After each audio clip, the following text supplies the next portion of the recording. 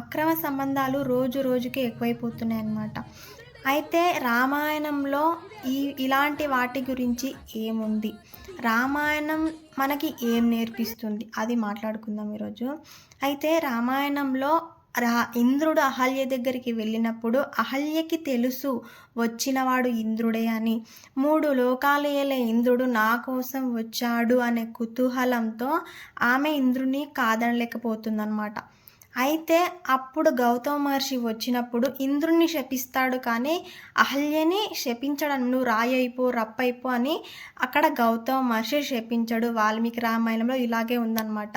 నేను ఈ అహల్య గురించి కూడా నేను యూట్యూబ్ ఛానల్లో వీడియో ఉంది. అసలు అహల్య ఎంత అద్భుతంగా శరీరం పొందింది, అది అసలు ఏ విధంగా శరీరం వచ్చింది ఆమెకి, అది చాలా బాగుంటుందన్నమాట. అది మిస్ కాకుండా చూడండి. అయితే గౌతమ మహర్షి నువ్వు ఇప్పుడు పాపం పొందినావు, ఈ పాపం పోవాలంటే నువ్వు తపస్సు చేయాలి. ఈ తపస్సు ఎప్పుడు పండుతుంది అంటే 3 లోకాలు ఏలే ఇంద్రుడిని చూసి నువ్వు మోహించావు.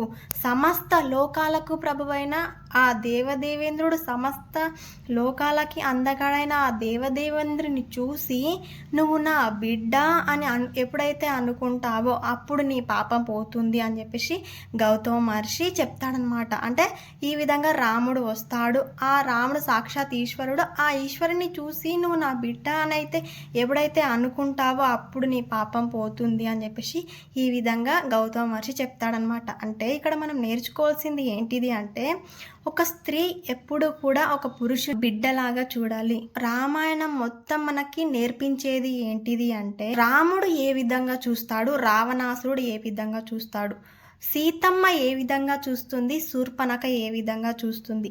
రాముడు ఒక స్త్రీని పరదేవతతో సమానంగా ఒక మాతృభావంతో, అమ్మ అనే భావంతో చూస్తాడనమాట. రావణాసురుడు ప్రతి స్త్రీని కూడా కామవాంఛతో చూస్తాడనమాట. సీతమ్మ ఒక ప్రతి పురుషుణ్ణి కూడా తన బిడ్డతో సమానంగా చూస్తుంది అన్నమాట. శూర్పణఖ పురుషులని కామ వాంఛతో చూస్తుందన్నమాట. స్త్రీ ఎంత అందంగా ఉన్నప్పటికీ కూడా మా అమ్మ ఎంతో అందంగా ఉంది, ఆమెకి సుగుణాలు కలిగిన పురుషుడు, మంచి పురుషుడితో వివాహం జరగాలి, మంచిగా ఉండాలి, బాగుండాలి అనే ఒక పవిత్రమైన ఆలోచన మనకు వస్తుంది అనమాట. ఇదే భావంతో, మాతృభావంతో ఒక పురుషుడిని చూసిన అన్న ఎంత అందంగా ఉన్నాడు బిడ్డ, మంచి భవిష్యత్తు ఉండాలి, మంచి అమ్మాయితో వివాహం జరగాలి, బాగుండాలి అనే పవిత్రమైన భావం మనకి వస్తుందన్నమాట. ఈ విధంగా కామవాంఛతో చూసినప్పుడు మనకి దిగజారిపోతామన్నమాట. మనిషి ఏ విధంగా ఉంటాడు, పశువు ఏ విధంగా ఉంటాడు అని మనకు రామాయణం చెప్తుందన్నమాట. మన జీవితంలో ఏది ఉన్నా లేకపోయినప్పటికీ కూడా మన జీవితంలో రామాయణం ఖచ్చితంగా ఉండాలి అన్నమాట. ఎందుకంటే మనిషి ఏ విధంగా బ్రతకాలి అని మనకు తెలుస్తుంది అన్నమాట, ఏ విధంగా బ్రతకొద్దు అని కూడా తెలుస్తుంది.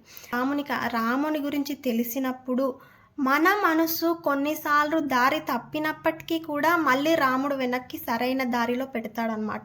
రామాయణం రాముడిని పట్టుకున్న వాళ్ళని ఎప్పుడు కూడా రాముడు తప్పు చెయ్యనీయడనమాట. రామాయణం మన జీవితంలో ఎప్పుడు ఉండాలన్నమాట. రామాయణం అందరికీ తెలిసి ఉంటే ఇలాంటి తప్పులు ఎప్పుడు కూడా జరగాయి అన్నమాట. అందరికీ జై శ్రీరామ్.